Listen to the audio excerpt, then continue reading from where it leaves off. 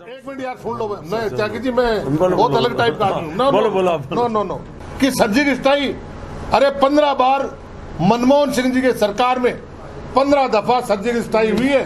Sir कितनी बार surgical strike हुई है मनमोहन सिंह जी के टाइम? 15 दफा स्ट्राइक हुई है।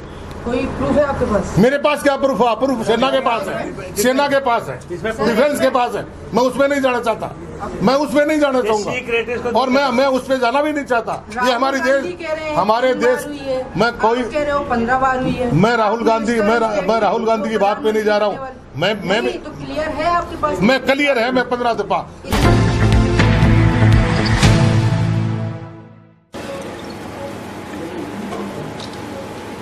पहले मीडिया के सामने वो बात रखेंगे जो घोषणा पत्र के अंदर शामिल की गई। मैं कोटा संभाग के अंदर आज ये प्रेस कॉन्फ्रेंस में कहना चाहूंगा कि अलग अलग बिंदु जो मैं मुख्य बिंदु है। राजस्थान में कांग्रेस 25% में निकली है।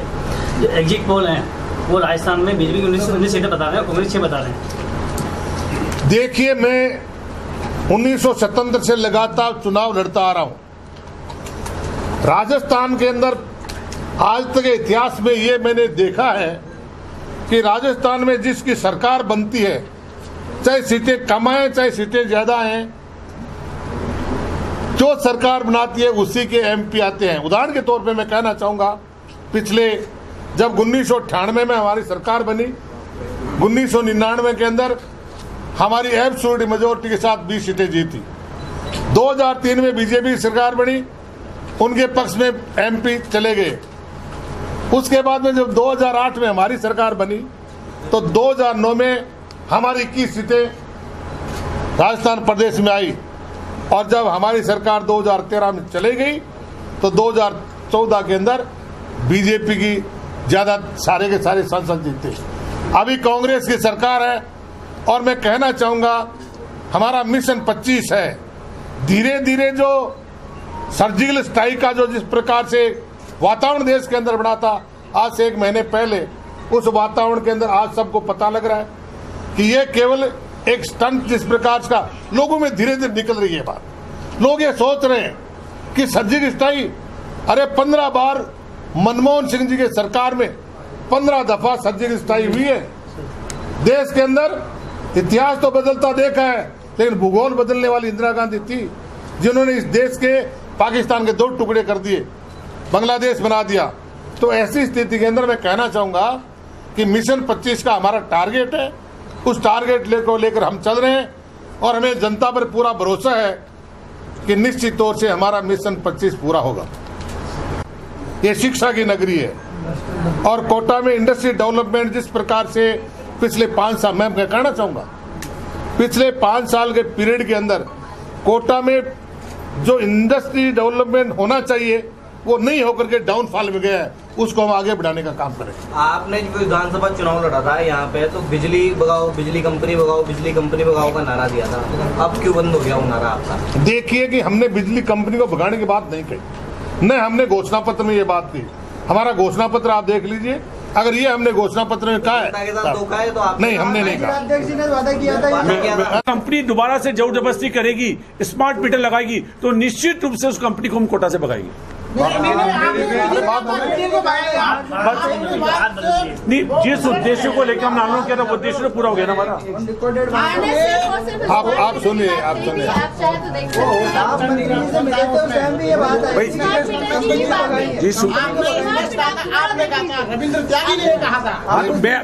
मैं आज भी उस बात पे हम आज भी उस बात पे कायम है। स्मार्ट मीटर लगने बंद हो गए और मान लो KEDL ने वापिस अगर जोर जबरदस्ती करी, जाति करी, स्मार्ट मीटर लगाए तो निश्चित रूप से हम KEDL को कोटा से भगाएंगे। आपने तो स्मार्ट मीटर की बात अलग है, आपने KEDL को भगाने की बात अब ये क्या बहाना हुआ? नहीं, मेरी बात सुनो, कहा था ना, लेकिन जो उद्देश्य पूरा हो गया फिर उसके बाद बचा क्या? क्यों नहीं, सरकार बन गई, ये पूरा हो गया। नहीं, स्मार्ट मीटर लगने बंद हो गए। आप भगाओ या मत भगाओ, लेकिन आपने कहीं ठीक नहीं कही। बिल्कुल, मैंने कहा था अगर इन्होंने स्मार्ट मीटर लगाने बंद नहीं किए तो निश्चित से KEDL के खिलाफ भगा लगाई है। अभी भी लग रहे हैं, अभी लग नहीं लग रहे, नहीं लग रहे। अच्छा कोई कहाँ लगा, आप मुझे बताओ कहाँ लगा? तरीका क्या करते हैं उन्होंने, वो कहते हैं कि आपके घर के अंदर मीटर लग रहा है, हम उसको बाहर लगाएंगे, बाहर लगाने के नाम पे उसको स्मार्ट मीटर ठोक जाते हैं। नहीं अब तो हमारे कुछ कहते हैं। विज्ञान नगर में मुकदमा दर्ज हुआ है, रविंद्र श्रीवास्तव का घर में घुसे। हम पहले भी कह चुके हैं, अगर नया स्मार्ट मीटर लगता है तो बिल्कुल इशू हम कि बिल्कुल दोबारा से आंदोलन करेगा अगर नया स्मार्ट मीटर लगता है तो बिल्कुल। हाँ बात होगी ना, सुनो एक मिनट, जब बात अगले स्पष्ट कर दी तो अब दोबारा इसके अंदर बहस का बिंदु नहीं रहता। आप नहीं मेरी बात सुनिए, नहीं ये लोकल मैटर है, आपका बात कर रहे हैं। आप सुनिए, आप सुन तो लीजिए भाई, सुन लीजिए, इतनी जल्दी क्या है? मैं उठ के थोड़े बक रहा हूँ।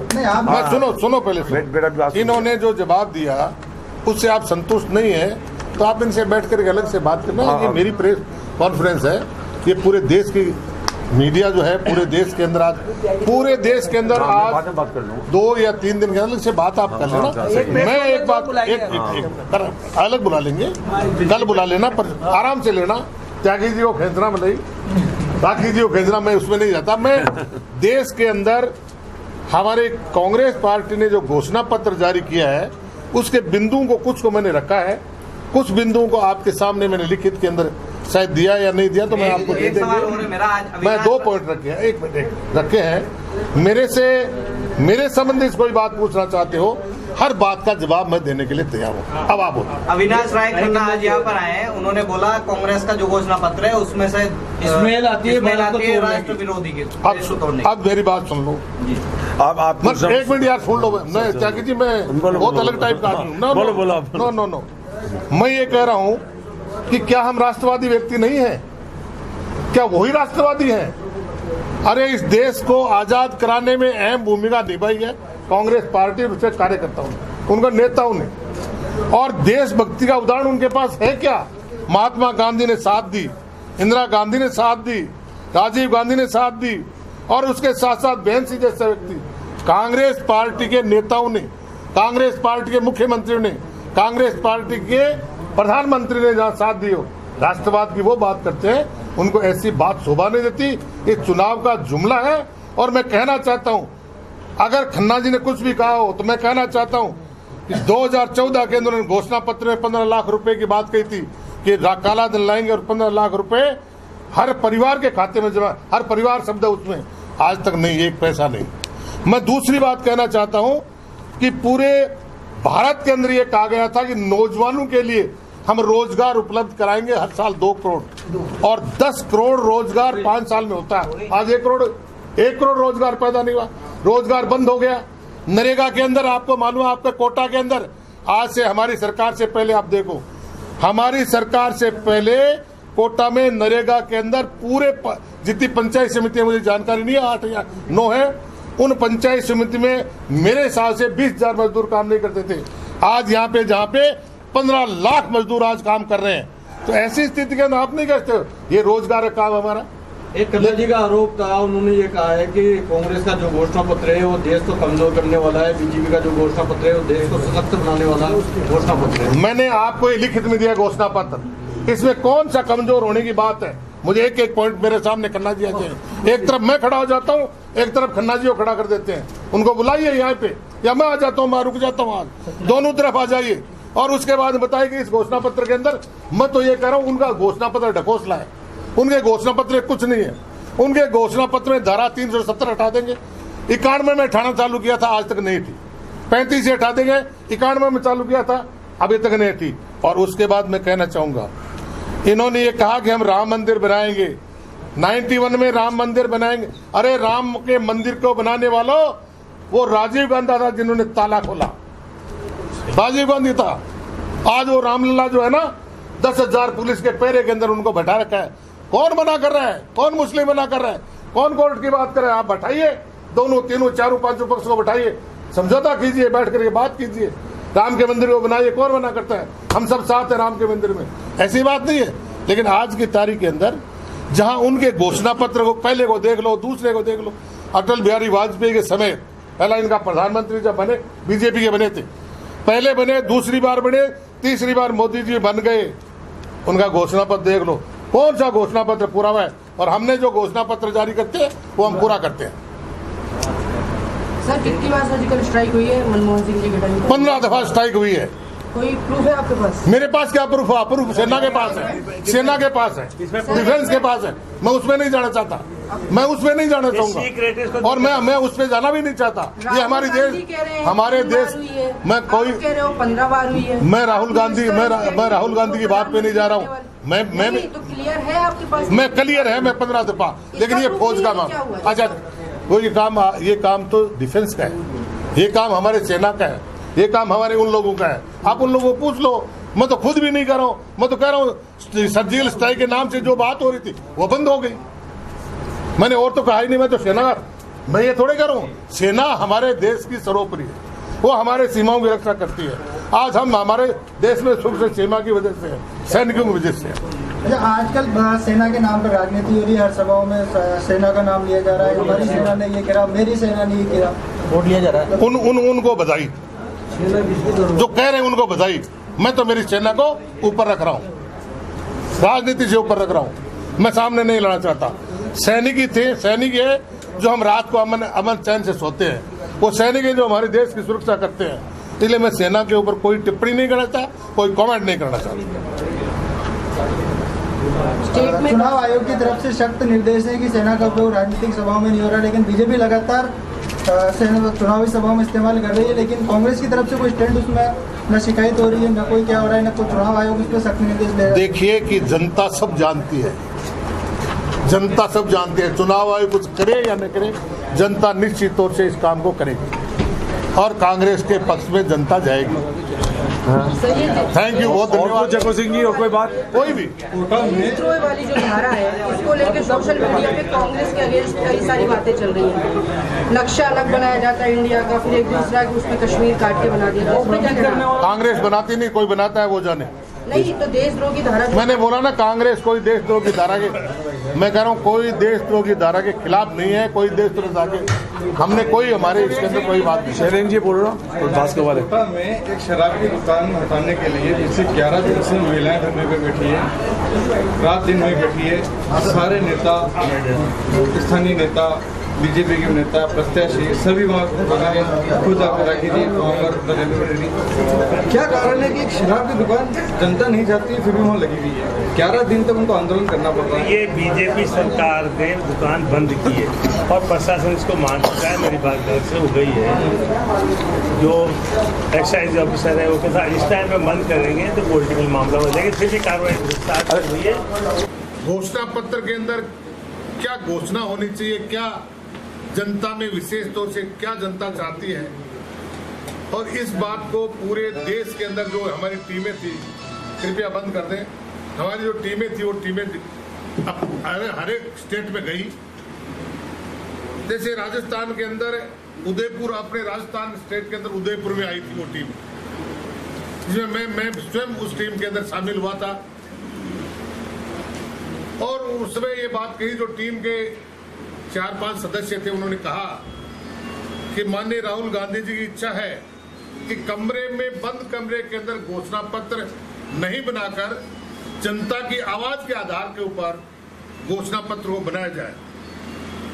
और ये घोषणा पत्र दिल्ली के अंदर जारी हुआ, उसके पूरे बिंदु हर आदमी के अभी तक, क्योंकि ये मीडिया का आजकल जमाना है, मीडिया के जरिए हम पूरे देश के अंदर घोषणा पत्र के उन बिंदुओं को रखना चाहेंगे। राजस्थान के अंदर 7 संभाग हैं और 7 संभागों के अंदर 3-4 दिन के अंदर हम जितने भी हमारे मिनिस्टर्स हैं या जो स्टार प्रचारक हैं, उनके जरिए 7 संभागों के अंदर रविवार से पहले मीडिया के सामने वो बात रखेंगे जो घोषणा पत्र के अंदर शामिल की गई। मैं कोटा संभाग के अंदर आज ये प्रेस कॉन्फ्रेंस में कहना चाहूंगा कि अलग अलग बिंदु जो मैं मुख्य बिंदु है वो आपको मैं लिखित के अंदर भी आपको प्रस्तुत कर दूंगा, और मैं उसके कुछ बिंदु आपके सामने भी रखूंगा। बिंदु नंबर 1, कांग्रेस एक नया उद्योग, सेवा और रोजगार मंत्रालय का गठन करेगी। बिंदु नंबर 2, 1 अप्रैल 2019 के अनुसार केंद्र सरकार सार्वजनिक क्षेत्र के उपक्रमों, न्यायपालिका और संसद के सभी 4 लाख रिक्त पदों को मार्च 2020 तक भर दिया जाएगा। नंबर 3, कांग्रेस सरकार राज्यों को शिक्षा, स्वास्थ्य एवं स्थानीय निकायों, ग्राम पंचायत, नगर निकाय के लिए धन आवंटित करने से पहले शर्त रखेगी कि शिक्षा, स्वास्थ्य और स्थानीय निकायों के सभी रिक्त पदों को, जो करीब 20 लाख पद होंगे, प्राथमिक से भरा जाना आवश्यक होगा। नंबर 4, हमारी सरकारी योजनाओं के बेहतरीन क्रियान्वयन के लिए पंचायत और स्थानीय निकाय में राज्य सरकार के साथ मिलकर लगभग 10 लाख सेवा मित्रों को नियुक्ति करेंगे, जिनका कार्य सरकारी योजनाओं का आम जन तक पहुंचाने में सहायता करना होगा। नंबर 5, सरकारी परीक्षाओं, सरकारी पदों के लिए होने वाली परीक्षा से आवेदन शुल्क बिल्कुल समाप्त कर दिया जाएगा। आज के पहले जो बच्चों से लिया जाता है, शुल्क लिया जाता है, वो सारा समाप्त कर दिया जाएगा। राज्य सरकार के साथ मिलकर ये सुनिश्चित करेंगे कि आंगनबाड़ी कार्यकर्ता, आशा कार्यकर्ता, रोजगार सहायक, प्रेरक, अनुदेशक सहित राज्य सहायक कर्मचारियों को सरकार द्वारा आयोजित न्यूनतम वेतन से अधिक मिले। नंबर 7, आशा कार्यक्रम का विस्तार करेंगे। 2500 से अधिक आबादी वाले गांवों के लिए दूसरी आशा कार्यकर्ताओं को नियुक्त किया जाएगा। नंबर 8, इंटरप्राइजेज स्पोर्ट्स एजेंसी की स्थापना की जाएगी। नंबर 9, 1 अप्रैल 2019 या स्थापना की तारीख से 3 साल की अवधि तक सभी सूक्ष्म एवं लघु उद्यमों के लिए लागू कानून, न्यूनतम मजदूरी और कर नियमों कानून को छोड़कर पूरी छूट देने का वादा करते हैं। यानी 3 साल तक उद्योगों के अंदर इस प्रकार की छूट होगी। 10 नंबर, पर्याप्त पूंजी के साथ पर्यटन विकास बैंक की स्थापना होगी। नंबर 11, ग्राम सभाओं, स्थानीय निकायों के माध्यम से 2 विशेष परियोजनाएं चलाई जाएंगी, जिनके जरिए लाखों रोजगार उत्पन्न होंगे। जलाशयों का निर्माण, मरम्मत, जलाशय पुनर्निर्माण अभियान। दूसरा, बंजर एवं अनुपयोगी भूमि का पुनरुद्धार एवं नवीनीकरण, बंजर भूमि पुनरुद्धार अभियान। नेक्स्ट, विनिर्माण क्षेत्र के अंदर जीडीपी की मौजूदा हिस्सेदारी 16% को अगले 5 वर्ष में 25% के लिए विशेष सहायता देगी। महापौर और परिषद के सदस्य सीधे जनता द्वारा 5 वर्ष के लिए चुने जाएंगे। जिन ब्लॉकों या जिलों में 100 दिन से कानूनी रोजगार के लक्ष्य को पूरा कर लिया है, वहां पर रोजगार दिवसों की संख्या बढ़ाकर 150 की जाएगी। राष्ट्रीय पेयजल मिशन का आवंटन बढ़ाकर उसे सुदृढ़ किया जाएगा। कांग्रेस अन्य राज्यों में भी कृषि ऋण माफ करने का वायदा करती है। ऋण माफी एक दीवानी सिविल मामला है। कृषि ऋण, हम किसी भी किसान जो कृषि ऋण चुकाने में असमर्थ है के खिलाफ आपराधिक कार्रवाई करने की अनुमति नहीं देंगे। कृषि क्षेत्र को विशेष महत्व देते हुए हम अलग से किसान बजट, जिस प्रकार से पहले रेलवे का बजट अलग से पेश होता था, वैसे ही अब किसान बजट अलग से पेश होगा। भाजपा सरकार की ये तो बहुत लंबा है और ये हमारे हाथ में सबके। ठीक है, हमने दिया है जानबूझ के दिया है ताकि आपको एक पॉइंट टू में जो है ना मेन पॉइंट मैं एक पॉइंट जो लास्ट का मैं बता दूं कि राफेल मामले में राहुल जी पहले दिन से कह रहे हैं कि राफेल के अंदर बहुत बड़ा भ्रष्टाचार हुआ है। जो राफेल वायुयान 526 करोड़ रुपए में तय हुआ था, आज उसकी कीमत 1600 करोड़ रुपए से ऊपर हो गई। ये कहा गया सुप्रीम कोर्ट में कि हमारा राफेल को जो सौदे की जितनी भी इस पूरे हमारे प्रकरण की जो फाइलें थी वो चोरी हो गई, लेकिन चूंकि अखबारों के अंदर वो सारी बात राफेल से संबंधित आ चुकी, छप चुकी, इसलिए राफेल के इस मुद्दे के ऊपर आपको पूरी सूचना देनी पड़ेगी। इसका मतलब राहुल गांधी जो बात कह रहे थे वो बात सत्य थी और राफेल के अंदर बहुत बड़ा भ्रष्टाचार हुआ है, ये मैं विशेष तौर से कहना चाहूँगा।